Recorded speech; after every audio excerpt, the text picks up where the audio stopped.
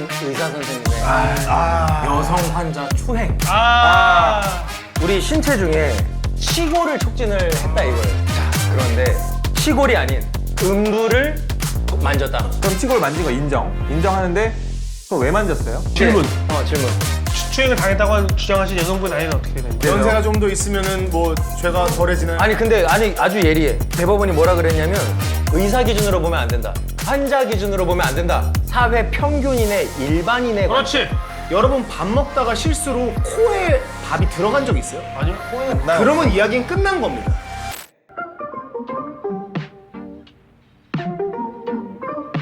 하나, 둘, 셋. 짠! 반갑습니다. 근데 40대들이 나누는 대화가 40대니까 나누는 대화가 아니라 똑같아. 맞아. 사회에 대해서 이 정도로 관심이 있고 애들 육아에 대해서 이 정도로 관심이 있고 교육에 이렇게 관심이 있고 경제에 이렇게 관심이 있고 그거에 대한 게 자연스럽게 나오는 거니까. 제가 제안 하나 해도 돼요? 안 돼요. 얘기해봐. 판사가 따로 없어. 얘기해봐. 판사들이 맨날 그래. 재판장님 저 마지막으로 저 한 가지 드릴 말씀이 있습니다. 아니 뭐 서면으로 제출하세요. 아 너무 내 스타일인데? 판사하고 싶다. 그리고 여러분들 요것도 이야기를 말씀을 한번 드리고 가고 싶은 것 중에 하나가 저희가 생각보다 유튜브에서의 쇼츠 그리고 인스타그램에서의 릴스가 여러분들이 너무 사랑을 해주셔서 너무 감사합니다. 요거는 감사합니다. 왜냐면 여러분들 아시겠지만 저희 얼마 전까지만 해도 구독자 200명에서 겨우 300명까지 갔는데 갑자기 지금 2,500이 넘어갔습니다. 와. 다만 한 가지 말씀을 드리고 싶은 건 저희가 나누는 대화 자체가 저희가 무언가를 분야의 누군가로서 대표한다라기보다 하고 싶은 이야기를 하는 거예요. 편하게 우리 나이 때 이런 이야기를 편의점 앞에서 술 한잔 하면서 나누는 대화가 컨셉이기 때문에 나누는 거고요. 그리고 또 하나는 혹시나 그거를 보시고 요거에 대해서 불만이 있다, 빡친다, 씨파 새끼들아 라는 생각이 드시면 들어오셔서 내용을 좀 풀어보시면 조금은 더 이해를 하실 수 있게 되거나 아니면 우리를 좀 더 혐오할 수 있게 되거나 저희는 둘 다 찬성이기 때문에 좀 더 들어와줬으면 하는 바람이 조금은 있습니다. 그리고 이걸 저 랩으로 저 혹시 한번 그럼 랩으로 한번 가보도록 진짜로? 할게요. 안 하지 이 새끼야. 나 했으면은 나 할까봐. 바로 소송이야. 나 진짜 하는 줄 알고 깜짝 놀랐어. 본격적으로 저희가 맨날 준비하고 있었던 코너로 들어가 보도록 할게요. 가장 기대하는 코너, 그리고 사실 어떻게 보면 445입의 이제 시그니처가 됐죠. 허성훈 변호사, 허변의 짧은 대법원 판례 가보도록 하겠습니다. 정말 그런 코너라고요? 좀 전에 제가 들은 얘기는 지난번에 4개를 했지만 네. 2개가 킬을 당했습니다. 괜찮습니다. 괜찮습니다. 어떤 한 의사 선생님의 여성 환자 추행. 우리 구 선생님은 저 내과 전문이시잖아요. 맞습니다. 소화기내과. 그 촉진이라고 하나요? 촉진이 촉진이라고 하면 사람 몸에 환자 몸에 손을 대서 어떤 진찰을 하는 의료 행위의 유형 중 하나를 진찰에 4가지 종류가 있어. 치청타촉. 보고, 듣고, 만져보고, 느껴보고. 그중 오늘 제가 가져온 사건은 시청 타촉 중에 촉에 관련된 사건입니다. 이분은 한의사 선생님이셨나 봐요. 하나 선생님. 선생님은 남자시고 환자분은 여자분입니다. 그래서 이제 촉진을 한 거예요. 촉진을 했는데 여성 환자에 대해서. 우리 신체 중에 뭐 쇄골, 두개골, 치골을 촉진을 했다 이거예요. 치골을. 어려운 부분이죠. 치골을 하면 이쪽 말씀하시는 거죠, 여기? 이 저는 그렇다고 알고 골반에서 있어요. 내려가는 이쪽 이쪽인가? 골반. 자, 그런데 신고가 들어갔습니다. 여성 환자분으로 치골이 아닌 그 내 음부를 만졌다. 음부를 만졌다. 아시겠지만 증거는 없어요. 이게 어려운 게 그거야. 증언만 있잖아. 증거가 없이. 왜냐면 진료실엔 CCTV가 없거든. 안 달게 돼 있어요, 법적으로. 안 달게 돼 있진 않지만 달아도 돼. 달아도 되는데 서로 싫어해.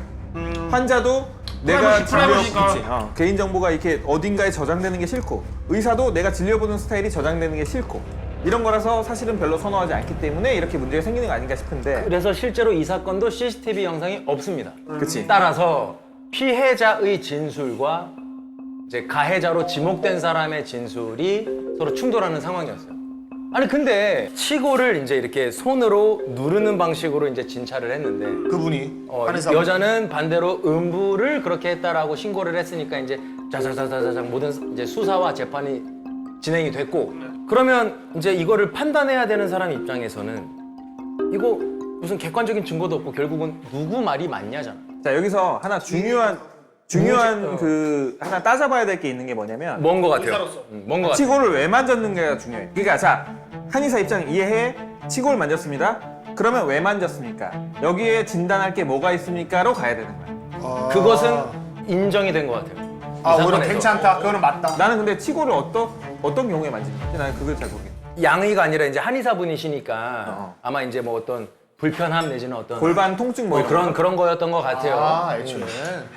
여기 이 사건에 몇 가지 요소들이 있습니다. 첫 번째, 요소. 이 촉진을 해야 하는 이유는 무엇이며 내가 어디를 촉진할 거다라는 거를 설명을 안 했어요. 사전에. 아, 그냥 그냥 이제 좀 누워보세요 하고 이제 뭐 이렇게 일이 진행이 된 것 같아요. 그리고 두 번째, 그 촉진을 하는 동안 그 공간 안에 환자와 의사를 제외한 예를 들면 간호사 같은 제3자가 있지를 않았다. 없지. 그리고 진료 기록부에 내가 이 환자의 치골 부위를 촉진을 했다라고 볼 만한 또 기록이 기재되어 있는 게 없어. 오케이. 반면 이 판결에서 인정된 게 뭐냐면은 이 환자분은 첫 번째 한의원을 굉장히 오래 다니신 분이에요. 아, 이미 오래된 환자예요. 경력이 많다. 평소에 한의원에서 치료를 많이 받아본 사람이라서 따라서 이 환자가 관련해서 하는 이야기들이 한의원에서 수많은 진찰을 받아보지 않았다라면 할 수 없는 너무나 구체적이고 상세한 진술들이 일관된다. 명확하게 내가 잘못됐다고 느끼는 이유가 있다는 그런 게 거죠. 있다. 그 다음에 치골과 음부는 분명히 뭐 가깝긴 하지만 분명 다른 거리가 거예요. 있는데? 그리고 이 환자분이 호소한 증상 및 그 증상을 치료하기 위한 진찰 방법과 치골을 눌러야 하는 것 사이에 합리적인 관련성이 그게 내가 말한 거야. 충분치 않다. 그게 내가 말한 거야. 예를 들어 내가 이제 납득하는 것도 있고 안 하는 것도 있는 게 예를 들어 진찰 기록을 남기지 않는다? 뭐 나는 남기지만 나이가 많이 드신 분이라든지 하면은 그냥 종이 차트에 대충 쓰고 만다든지 이런 경우 있어. 그거에 대해서는 익스큐즈가 돼. 안 했을 수도 있지. 왜냐면 전체적으로 진찰을 한 걸 다 써놓을 수는 없거든. 내가 뭐 간도 만져보고 뭐 신장도 뜯어보고 했는데 이걸 다 쓰기는 좀 시간적으로 부족할 수도 있고 해. 하지만 아까 내가 처음에 문제 삼았던 게 그거든. 치골을 만져야 되는 질환이 뭐냐? 이거를 꼭 만져야 했냐? 그러니까 그 한의사가 음부가 아니고 치골을 만졌다고 하니까 그럼 치골을 만진 거 인정하는데 그걸 왜 만졌어요? 이게 진료에 꼭 필요한 일입니까? 에 대한 거가 확실해야 된다는 거야. 그게 설득이 안 됐어. 설득이 안 되면 이건 안 된 거지. 왜냐면 우리가 우하복부를 그냥 만지면 안 돼. 근거가 있어야 만지지. 자, 환자가 뭐 그냥 배 아파서 왔어요 하는데 다리 만지면 돼? 아니 근데 그거는 저는 약간의 또 반론이 있습니다. 뭐냐면 예를 들면 우리 선생님들이 청진기를 막 여기저기 댈 때 어딘가 확실하기 때문에 확실한 곳을 확인한다는 차원에서 건드린다기보다 대 보는 거죠. 있는데 치골은 좀 달라. 치골은 좀 이건 달라. 왜냐면 치골을 나는 만지는 경우가 없습니다. 내과적으로. 이 판결이 질문. 질문. 원고와 피고의 나이는 어떻게 됩니까? 이거는 검사와 피고인입니다. 그리고 그러면 추행을 당했다고 주장하신 여성분 나이는 어떻게 되는 거예요? 이것도 민감한 문제예요. 연세가 좀 더 있으면은 뭐 죄가 덜해지나요? 근데 실제로 아니 아주 예리해. 대법원이 뭐라 그랬냐면 하나씩 읊어줘 볼게. 이게 얼마나 설득력 있는지 한번 들어봐봐. 첫 번째, 일단은 이거를 뭘 기준으로 봐야 되냐? 의사 기준으로 보면 안 된다. 환자 기준으로 보면 안 된다. 그럼 뭘 기준으로 봐야 돼? 사회 평균인의 일반인의 그렇지. 그게 중요하지. 그 관점에서 봐야 된다는 거야. 두 번째가 당신 얘기야. 환자의 성별과 연령도 봐야 된다. 아, 그래? 근데 성별이야 남녀로 갈려 있고 결국 연령을 봐야 된다는 건데 이제 뭐 내가 증거 기록을 볼 수는 없고 판결문상으로는 나이는 나와 있지는 않아.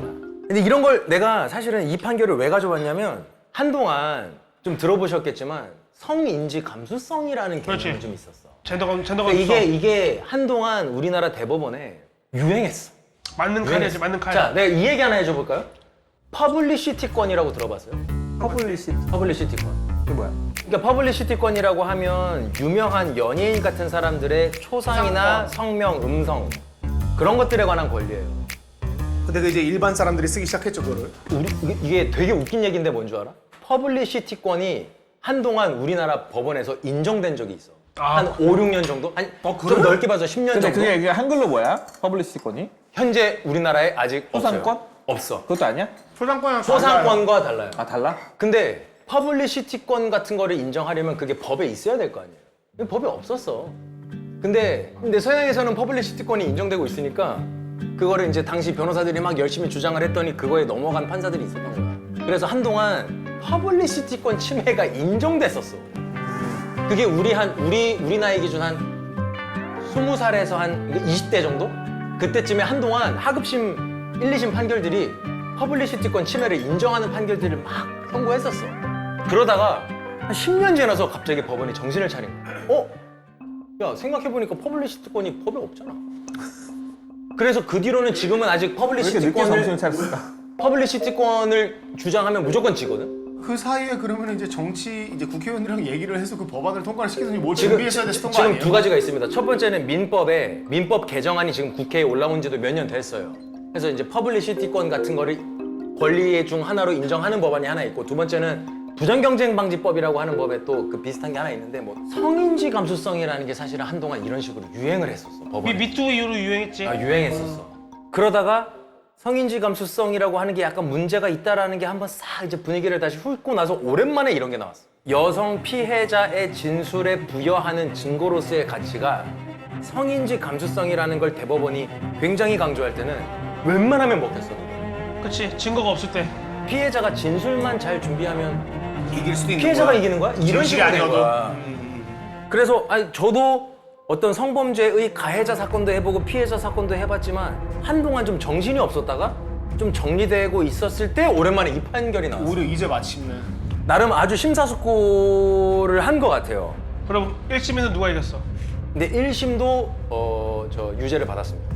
아, 유죄 받았고. 즉 그 한의사가 상고했는데 상고 기각된 판결이에요. 유죄. 유죄. 최종적으로 하고 싶은 이야기 중에 하나는 결과적으로 이 경계가 근처다 보니까 실수할 수 있다는 얘기잖아요. 여러분 밥 먹다가 실수로 코에 밥이 들어간 적 있어요? 아니요. 그러면 이야기는 끝난 겁니다. 그 정도로 우리의 에이밍은 떨어지지 않는다. 입에서 넘어가고. 야, 굉장하다 이거. 이게 코에 밥이 들어간 적 없지만, 근데 이거지. 서로 싸우는 게 문제인 거지. 나는 코에 밥을 안 넣었다. 너 왜 내 코에 밥 넣었어? 이거 싸우니까 문제가. 증거가 있으면 좋은데. 그래서 어쨌든 간에 결과가 나오긴 했네요. 어쨌든 간에 그럴 수는 없다라는 판결이 나오기는 한 거네. 이거 아셔야 되는 게 민사랑 형사랑 팩트 인정의 기준이 다른 게, 형사는 굉장히 유명한 표현인데 합리적 의심이 불가능할 정도의 입증이 돼야 돼. 검사의 주장이. 명확해야 되는군요. 검사의 주장이. 검사의 주장이 합리적인 의심을 불러일으킬만 하다라고 하면 검사의 주장은 인정이 안 돼. 자, 그래서 다음 사례. 이거 이번에도 좀 약간 그리고 사실은 그 마지막으로 하고 싶은 얘기가 조금 있었는데 지금 이 얘기가 나서 그런데 결과적으로 진료 중에 성적 수치심이 있었다는 얘기잖아요. 그냥 잠깐 제 에피소드와 1분 안 되게 잠깐 덧대자면 고맙다. 좀 살았으면 좋겠다. 제가 크론병 환자인데 원래 이제 병원에서 그러다 보니까 검사를 많이 받아요. 많은 분들이 안 받아보실 검사 중에 하나가 소장 내시경이라는 게 있습니다. 캡슐. 사람들이 해볼 일이 없어요. 캡슐을 먹고 중간에 이제 똥꼬에 요만한 호스를 껴요. 그러면 중간은 액체가 들어가고 나머지 중간은 바람이 들어오게 되어 있어요. 그리고 이제 이거를 의자를 이제 올려요. 그러니까 누워 있지 않고 이렇게 떠요. 근데 이제 그때 알게 된 거죠. 떴을 때 그거를 관람하는 친구들이 있다라는 것을. 아마도 이제 뭐 인턴이나 뭐 모르겠어요. 근데 내가 너무 궁금한 건데 왜 허락 안 받아 나한테? 그거에 대해서 왜 내가 이 얘기를 왜 하는 줄 알아? 내가 처음에 몰랐어.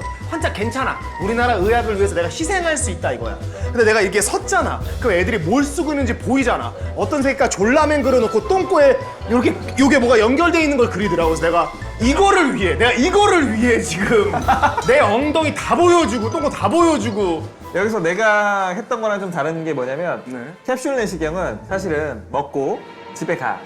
나오면 그 캡슐 가지고 오는 거야. 누가 다르구나. 보거나 그렇지 않습니다. 좀 예전이어서 좀 상황이 다르긴 했어. 몰라, 내가 예전일 수도 있지. 그래서 수치심을 느꼈어? 전 괜찮아 근데 수치심은 좋아하는 편이야. 그러면 된 거야. 저는 성적 좀 호감을 느꼈습니다. 이걸로 넘어가도록 할게요. 알겠습니다.